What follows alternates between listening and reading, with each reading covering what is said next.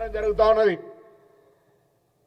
మీరు ముసలి కన్నీరు కార్చడానికి ఉదయం 11 గంటల కంటే నేను కరీంనగర్ నుంచి వస్తూ టీవీలో చూస్తూ ఉంటుంటే 12:30 తర్వాత వచ్చి జనం లేక మీ కళాకారుడు పాటలు పాడాడని అనే పేరు పాపం సపాటు కొట్టూరి అని బతిమలాడుతూ ఉన్నాడు పాపం. సంతోషం ఏదేమైనా మీరు ఇలా బీసీల గురించి మాట్లాడుతున్నారంటే బీసీలు జ్ఞాపకం వచ్చారంటేనే బీసీల శక్తి బీసీల ఆత్మ గౌరవం ఏ విధంగా సురుకదలిగిందో మీకు అర్థమవుతా ఉంది. మీరు మొత్తం సమగ్ర కుటుంబ సర్వే చేసిండ్రు. ఆ సమాచారాన్ని బయటపెట్టి ఏ వర్గాలు ఎంత ఉన్నారో తెప్పి వాళ్ళకు సరి అయిన న్యాయం చేసే ప్రణాళిక తీసుకొని ఉంటే ఇలా బీసీలు ఈ రకంగా మిమ్మల్ని ఏమనేటువంటి వాళ్ళు కాకుండే. ఇలా ఆంధ్ర ముఖ్యమంత్రి కిరణ్ కుమార్ రెడ్డి గారు పేరు చెప్తున్నారు. ఆయన విధంగా సరిగా విధంగా న్యాయస్థానాలు కోలేని ట్రిపుల్ టెస్ట్ కావాలి, రిజర్వేషన్లు కొనసాగాలంటే డెడికేషన్ బీసీ కమిషన్ కావాలి, రిజర్వేషన్ల సంఖ్య 34% మెయింటైన్ కావాలి, లేదా ఇంకా కావాలనుకుంటే అవన్నీ ఏం పట్టించుకోకుండా ఆనాడు స్థానిక సంస్థల ఎన్నికల్లో బీసీ రిజర్వేషన్ తగ్గించింది మీరు కాదా? ఆనాడు ఈ కవితమ్మ గొంతు ఎక్కడ పోయిందని అడుగుతా ఉన్నాం. తెలంగాణ ఉద్యమకారులు జయశంకర్ గారు కావచ్చు, కొండా లక్ష్మణ్ బాపూజీ గారు కావచ్చు, దేశిని మల్లయ్య గారు కావచ్చు, ఆల నరేంద్ర గారు కావచ్చు, అనేక మంది అంతెందుకు ఇప్పటికీ బతికున్నటువంటి శ్రీకాంతాచారి తల్లి శంకరమ్మకు ఏ గౌరవం ఇచ్చినారో ఈ సమాజం గమనిస్తలేదా?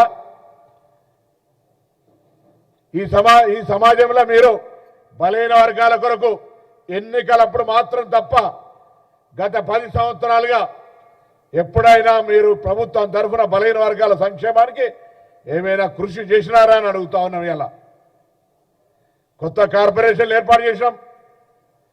ప్రతి కార్పొరేషన్కి 50 కోట్ల నిధులు ఇచ్చినాం. కార్పొరేషన్ల ద్వారా బీసీలకు న్యాయం చేయడానికి ప్రణాళిక సిద్ధం చేసుకొని గతంలో 1 కోటి వారాలు ఆదరణ లాంటి పథకాలకు పేరు అడుగుతూ ఒక మంచి నామధేయం పెట్టి బీసీలకు న్యాయం జరగాలని మా రాహుల్ గాంధీ గారి న్యాయ స్కీమ్ లాగా పేదలకు బలహీన వర్గాలు న్యాయం జరగాలని ఒక ఆలోచన చేస్తూ శాఖాపరంగా నిర్ణయాలు తీసుకుంటా ఉన్నాం. శాసనసభలో అంబేద్కర్ గారి విగ్రహం పెడితే పార్లమెంట్లో కూడా పెట్టారు, ఇక్కడ కూడా పెట్టారు, మెడల్ వంచి తెచ్చినామంటారు. కొత్తగా మళ్ళీ ఇప్పుడు డెఫినెట్లీ మా బాధ్యత. మేము ఇవాళ ప్రజాభవన్కు మీరు కట్టుకుంటే మీరు కనీసం పేరు పెట్టే ధైర్యంలే మేము దాన్ని ఇలా జ్యోతిబా పూలే భవన్గా మార్చుకున్నాం. ఇలా సావిత్రిబాయి పూలే బలైన వర్గాల ఆశాజ్యోతి, మహిళల ఆశాజ్యోతి వారి జయంతిని ఇలా మహిళా టీచర్ల జయంతి దినోత్సవంగా జరుపుకున్నాం. ఒకటెందుకు రెండెందుకు అనేక రకాల కార్యక్రమాలు. అసలు స్వతంత్రం వచ్చినప్పటి నుంచి బలైన వర్గాలకు ఏదైనా న్యాయం జరిగిందంటే దేశవ్యాప్తంగా ఆనాడు భారతీయ జనతా పార్టీ మేము మండల కమిషన్ తీసుకొస్తే కమండలం పేరు మీద, లేదా స్థానిక సంస్థల రిజర్వేషన్లకు సంబంధించి సొసైటీలను ఏర్పాటు చేసి గీతా కార్మిక, నేత, రజక, మత్స్యకార అనేకమైనటువంటి కులాలకు సంబంధించినటువంటి సహకార సంఘాలు ఏర్పాటు చేసి ఈ విధంగా ప్రభుత్వం తీసుకుంటే మీరు 10 సంవత్సరాలుగా ప్రత్యేక తెలంగాణ ఏర్పడిన తర్వాత ప్రభుత్వ పరంగా బలహీన వర్గాలకు చేసింది ఏంది అని అడుగుతా ఉన్నాం. రాజకీయంగా మీరు ఇచ్చిన అవకాశం ఏంది? డెఫినెట్లీ మా కాంగ్రెస్ పార్టీ తరఫున ఇవాళ కుల సర్వే జరుగుతూ ఉంది. దాని అంతా కూడా పబ్లిక్ డొమైన్లో పెట్టి నిపుణులతో చర్చ చేసి దానికి సంబంధించిన విధంగా ప్రణాళికలు తయారు చేస్తాం. అంతేకాదు రాజకీయంగా బలహీన వర్గాలకు సంబంధించి అనేక రకాల అవకాశాలు ఇచ్చి ఆనాడు కామారెడ్డి డిక్లరేషన్ చైర్మన్గా ప్రదేశ్ కాంగ్రెస్ మేనిఫెస్టో కమిటీ ఇచ్చినటువంటి దాని ప్రకారంగా మరి కార్యక్రమాల్ని ఒక్కొక్కటిగా అమలు చేసుకుంటూ పోతా ఉన్నాం. తప్పకుండా రాబోయే కాలంలో ఒకవేళ చట్టపరంగా ఏదైనా ఇబ్బంది అయితే కేంద్ర ప్రభుత్వంతో కొట్లాడదాం రండి. కానీ పార్టీల పరంగా 42% రిజర్వేషన్ తగ్గకుండా ఇచ్చుకోవడానికి మేము నిర్ణయం తీసుకుంటున్నాం. మీకు ధైర్యం ఉందా అని అడుగుతా ఉన్నాం. ఇలా రిజర్వేషన్ల శాతంతో పాటుగా 42% అధికారికంగా ఇవ్వాలని ట్రిపుల్ టెస్ట్ ప్రకారంగా జనాభా ఎంతో వారికంతా అని బహిరంగంగా రాహుల్ గాంధీ గారు చెప్పి ఏ కట్ ఆఫ్ డెడ్ పడిందో దాన్ని కూడా తొలగించే బారైతుందో దాన్ని కూడా తొలగించి రిజర్వేషన్లకు అవసరమైతే షెడ్యూల్ మార్చి కూడా ఎవరెంతో వారికంతా అనే ధైర్యం మా నాయకుడి దగ్గర ఉంది. మీరు అది మాట్లాడగలుగుతారా? మీరు అధికారంలో 10 ఏళ్ళ నుండి అటువంటిది ఎందుకు చేయలేదు? ఇప్పుడు మాత్రం ఏదో రాజకీయంగా మాట్లాడే ప్రయత్నం చేస్తూ ఉన్నారు. కాంగ్రెస్ పార్టీ కుల జనగణన చేస్తూ ఉంది. కాంగ్రెస్ పార్టీ గురుకులాలకు సంబంధించి మార్పు మెచ్చార్జీలు పెంచింది. కాంగ్రెస్ పార్టీ జ్యోతిబావు సావిత్రి పూలేకి సంబంధించి మహిళా దినోత్సవంగా చేసింది. ప్రజాభవన్కు జ్యోతిబావు పూలే పేరు పెట్టింది. ఇంటిగ్రేటెడ్ హాస్టళ్లు కడుతుంది. కాంగ్రెస్ పార్టీ బలైన వర్గాలకు సంబంధించి అనేక కార్యక్రమాలు తీసుకుంటుంది. కొత్త కార్పొరేషన్లు ఏర్పాటు చేసింది.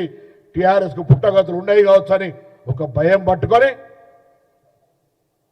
మేము పర్మిషన్ ఇవ్వమని దాన్ని కూడా రాజకీయం చేస్తాం. పర్మిషన్ ఇస్తారా లేదా అంటే ప్రచారానికి మాత్రమే పరిమితమై నాకు అర్థం కాలే. ధర్నా కూడా చూసినా అసలు కాన్సెప్ట్ ఏంది, అసలు ఏ ఉద్దేశం కొద్ది నాయకత్వాన్ని గత కొద్ది కాలంగా గ్యాప్ అయింది కాబట్టి ఒక ఎజెండా ద్వారా ప్రజల ముందుకు తీసుకురావాలని ఆలోచన, ఏదో ఒక నినాదంతో గతంలో బతుకమ్మ, దానికంటే ముందు జన జాగృతి లేదా ఇంకో కార్యక్రమం, ఒక ఎజెండా పెట్టుకొని మార్కెట్లో ఉండాలనేటువంటి తపన కనిపించింది తప్ప నిజంగా బలహీన వర్గాల పట్ల ప్రేమ, చిత్తశుద్ధి, అభిమానం కనిపించలేదు.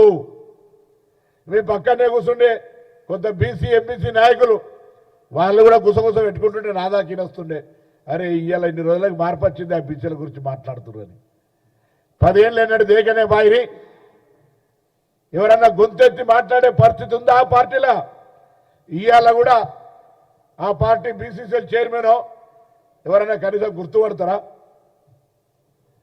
ఆ పార్టీల బీసీలకు ఉన్న గొంతెంతో చెప్పగలుగుతారా? మా పార్టీల బీసీల గొంతుకు సంబంధించి అందరం కూడా ఎక్కడికక్కడ మేము మా వాయిస్ను బరాబర్ వినిపిస్తాం. ఇది ప్రజాస్వామ్యం, మా పార్టీలో ఉన్న స్వేచ్ఛ.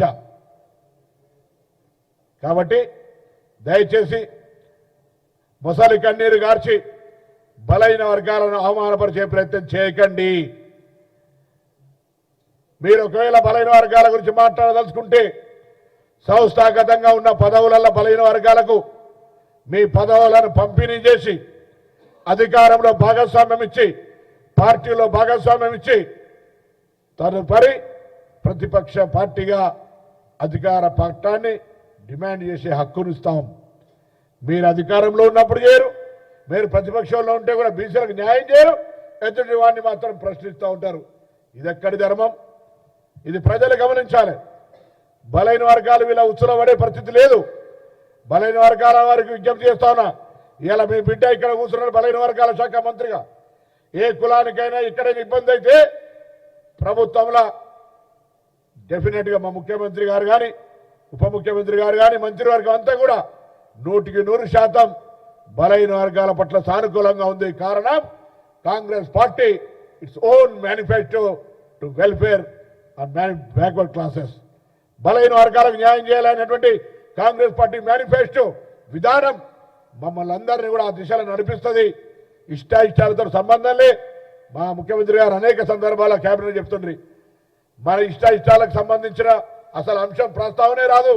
మన పార్టీ ఎజెండా మన నాయకుడు రాహుల్ గాంధీ గారు చెప్తా ఉన్నారు, ఏదైతే 50% బార్ ఉందో దాన్ని కూడా తొలగిస్తామని ప్రజల ముందట హైదరాబాద్లో చెప్పినటువంటి పరిస్థితిని ఇలా కవితమ్మ గారికి యాడ్ చేస్తాను. వీలైతే అది స్వాగతించు, దానికి రాజకీయంగా సహకరించు.